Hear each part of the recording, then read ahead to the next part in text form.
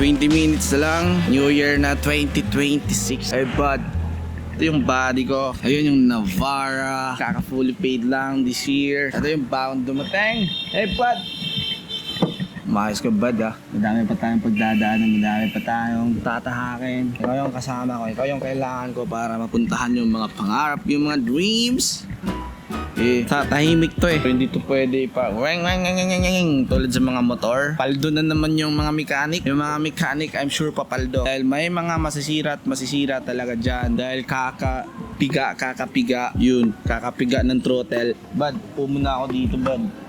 Chika muna tayo dito. Daming blessings dumating. Madaming mga pinagdadaanan at naayos din. Actually, walang problema sa 2025 na naiwan. Yung problema sa 2025 na fix din.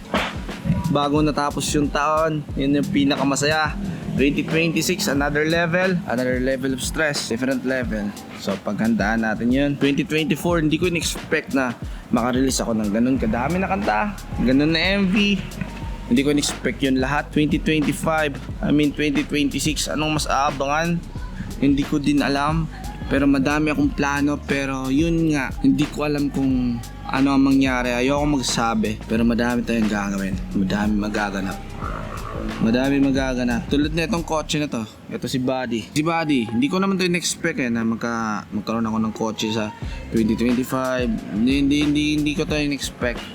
Ang sabi ko lang last year, itong 2025 akin to. Atin to. Yun. Actually, nangyari.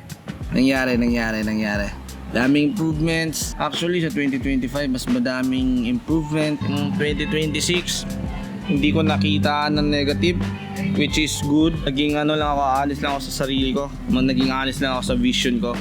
Hindi ako dito naging parang motivational speaker ba, na kailangan positive thinker ka palagi. Hindi yon kasi minsan mali yon.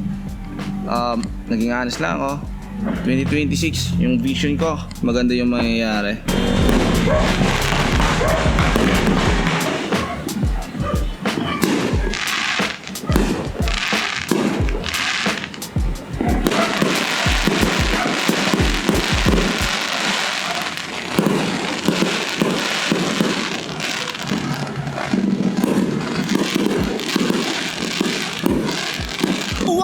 Wow! Nakita ko no? Kumain ako, tapos lumabas ako kasi ang ingay. Hey bud. Grabe, paldo bukas. Yung mga mekaniko, papaldo. I'm sure yung mga mekaniko bukas, papaldo dahil maraming sasakyan na mga kakapiga ng throttle, masisira. So eto, kahit anong piga natin, tahimik lang talaga to. Kahit, di ba? Piga na yan.